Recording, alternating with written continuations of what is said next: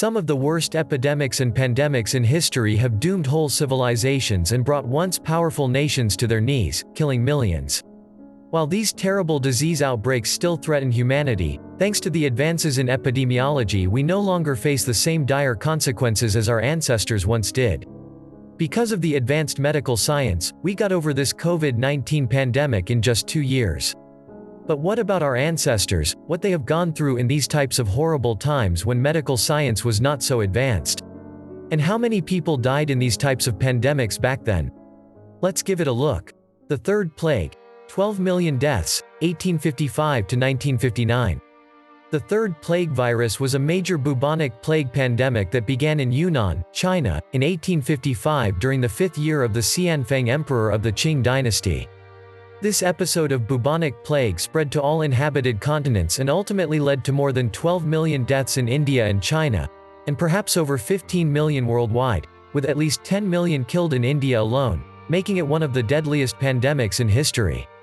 According to the World Health Organization, the pandemic was considered active until 1960 when worldwide casualties dropped to 200 per year. Plague deaths have continued at a lower level every year since. COVID-19 pandemic. 5 to 17 million deaths, 2020 to current. You probably know this one. In December 2019, a series of unusual pneumonia cases cropped up in Wuhan, China. At first, health officials offered reassurance. The new coronavirus wasn't being passed from human to human. That quickly proved false. In late January 2020, the WHO declared COVID-19 a global health emergency. By March, there were cases in 114 countries. Nations around the world cascaded into lockdown. A year and a half later, according to the official reports, 6.3 million people have died. But the actual number could be more than 17 million. Many survivors have lingering symptoms, the risks of the pandemic, of the social and economic disruptions, the psychological toll on healthcare workers across the world, and the deepening global inequality due to uneven vaccine access, are still resolving. HIV, AIDS. 27 to 47 million deaths, 1981 to current. The HIV virus may have first crossed over from chimpanzees to humans in the Democratic Republic of the Congo via blood contact around 1920. It spread more or less undetected until 1981, when a virulent pneumonia and rare cancer called Kaposi sarcoma began to crop up among gay men in the US. By year's end, there were 270 reported cases. 121 of them had already died. It's possible that by 1980, HIV was already on 5 continents, infecting between 100,000 to 300,000 people. By 1987, when the WHO launched the Global Program on AIDS, an estimated 5 to 10 million people worldwide were living with HIV.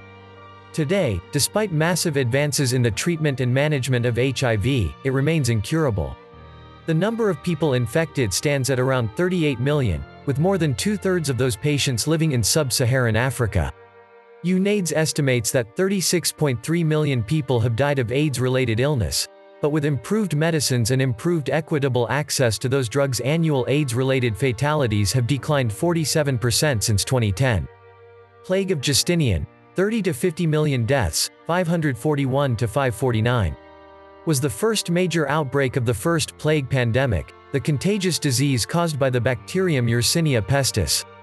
The disease afflicted the entire Mediterranean basin, Europe, and the Near East, severely affecting the Sasanian Empire and the Byzantine Empire, and especially its capital, Constantinople. The plague is named for the Byzantine Emperor Justinian I, who, according to his court historian Procopius, contracted the disease and recovered in 542. At the height of the epidemic, which killed about 1/5 of the population in the imperial capital. The contagion arrived in Roman Egypt in 541, spread around the Mediterranean Sea until 544, and persisted in northern Europe and the Arabian Peninsula until 549. In 2013, researchers confirmed earlier speculation that the cause of the plague of Justinian was Yersinia pestis, the same bacterium responsible for the Black Death. Ancient and modern Yersinia pestis strains closely related to the ancestor of the Justinian plague strain have been found in the Tian Shan, a system of mountain ranges on the borders of Kyrgyzstan, Kazakhstan, and China, suggesting that the Justinian plague originated in or near that region. New World smallpox. 25 to 56 million deaths, 1520 to early 1600s. Smallpox had been a familiar scourge in many parts of the world for centuries when the first Europeans arrived on American shores. 20 to 60% of those it infected in Europe died. Survivors emerged immune. But the pre-Columbian indigenous people of America were immunologically naive to the variola virus that landed aboard a Spanish ship at present-day Veracruz, Mexico in April 1520, hidden in the body of an infected, enslaved African man. The continent was perfectly vulnerable. The outbreak seeded by first contact was catastrophic, but it was only the first volley. Waves of infection broke on the continent for decades. Whoever didn't die of smallpox was killed by the imported influenza that chased smallpox or the measles epidemic that surged in its wake. A mind-blowing 90% of the indigenous population perished. Great civilizations and their cultures were snuffed out suddenly, clearing the path for European colonization. The Great Dying had a planetary impact. Researchers believe that the massive abandonment of farmland to nature in the wake of this great wave of infection and death may have caused the global climate to cool in the 1600s. 1918 flu. 50 to 100 million deaths, 1918 to 1920. 5 days after the pandemic influenza of 1918 made landfall at Brevig Mission, a remote village in Alaska, 90% of the community was dead. In Philadelphia, priests collected corpses in horse-drawn carts.